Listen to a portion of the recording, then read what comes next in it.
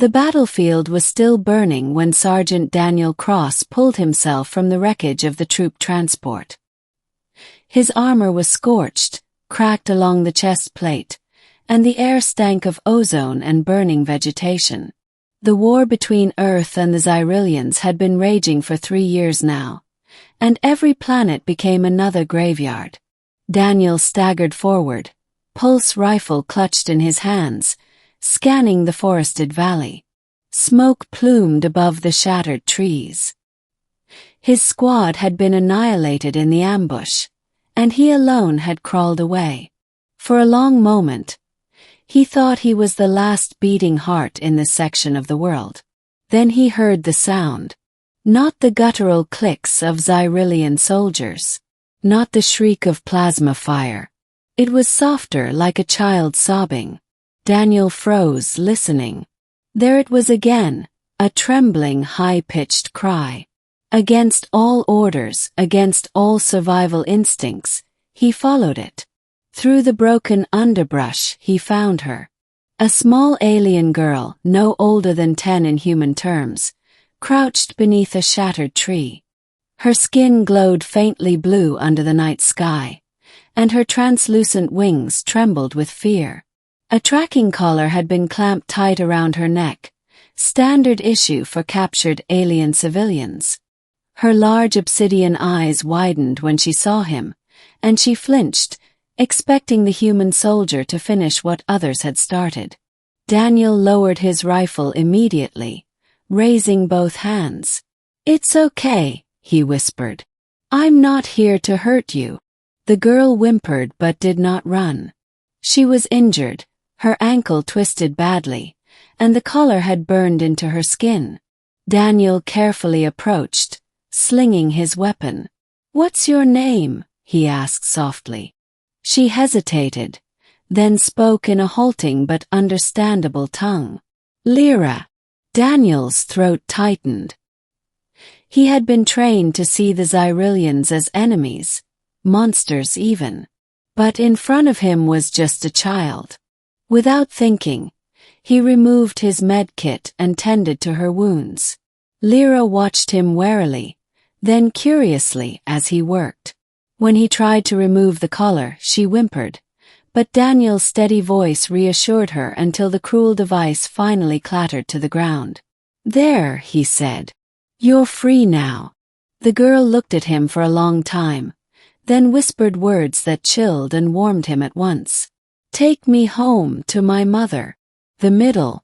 Getting Lyra home was no small task. Her mother, he soon learned, was no ordinary Xyrillian. She was their queen, the matriarch of the hive, the strategic mind guiding their forces. The very figure Earth Command had labeled the greatest threat to humanity's expansion. Every step Daniel took brought him closer to treason. If he returned her, he'd be delivering the enemy's heir back into their hands. But if he abandoned her, he couldn't live with himself. "Mom always told me," Daniel muttered as he carried Lyra through the shattered forest. "Sometimes right and wrong aren't written in orders." Lyra clung to him, whispering stories of her mother. How the queen would sing to her children in tones that vibrated through the hive walls. How her eyes glowed like twin moons when she was proud. Daniel listened, heart tightening. This was no monster's daughter. This was a child who just wanted to go home. The journey was perilous. Human patrols scoured the region, hunting for survivors and stragglers. Daniel had to hide in the ruins of abandoned villages, scavenging food and water. Lyra's alien physiology meant she couldn't eat rations meant for humans, so Daniel risked foraging among toxic alien plants, relying on her guidance to avoid poisoning himself. One night, as they rested in the hollow of a broken transport, Lyra asked the question he had dreaded. "Why are you helping me? Aren't you supposed to hate us?" Daniel was silent for a long while. Finally he said, "Because I've seen enough hate, kid. It never fixed anything." Lyra's black eyes shimmered, and she pressed her small hand against his scarred one. In that simple gesture, Daniel knew he had chosen the only path his soul could live with, the pursuit. But Earth Command was relentless. Drones spotted Daniel carrying the girl, and soon bounty hunters and military squads were deployed. He was branded a deserter and a traitor. For weeks, Daniel and Lyra ran across scarred valleys, through glowing alien jungles where luminescent vines reached for them, across barren deserts where the skeletons of war machines rusted half-buried in sand. They became a strange family, soldier and alien child, united against a galaxy determined to keep them apart. At night, Lyra would hum alien lullabies. The sound eased the pain in Daniel's bones. For the first time in years, he felt something other than rage and grief. He felt hope. One evening, as they camped beside a crystalline river, Lyra whispered, "My mother will reward you, you know. She will give you treasures, power, whatever you want." Daniel chuckled. "I don't want power, Lyra. I just want you safe." "Then maybe," Lyra said softly, "you are not like the others." Climax. At last, after months of peril, Daniel reached the edge of Xyrillian territory. A great canyon split the land, and beyond it rose the hive spire, a towering structure of living crystal that pulsed with an eerie, beautiful glow. Lyra gasped, wings fluttering weakly.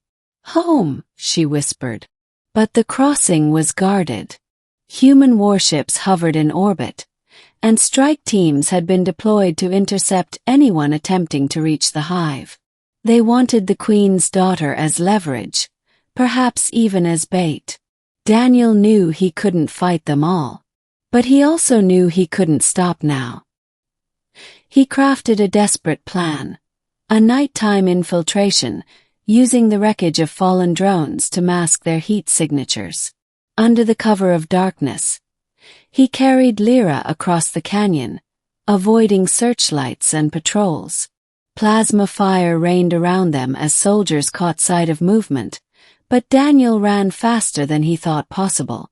Bullets grazed his armor, burning his skin, yet he never let go of the child in his arms.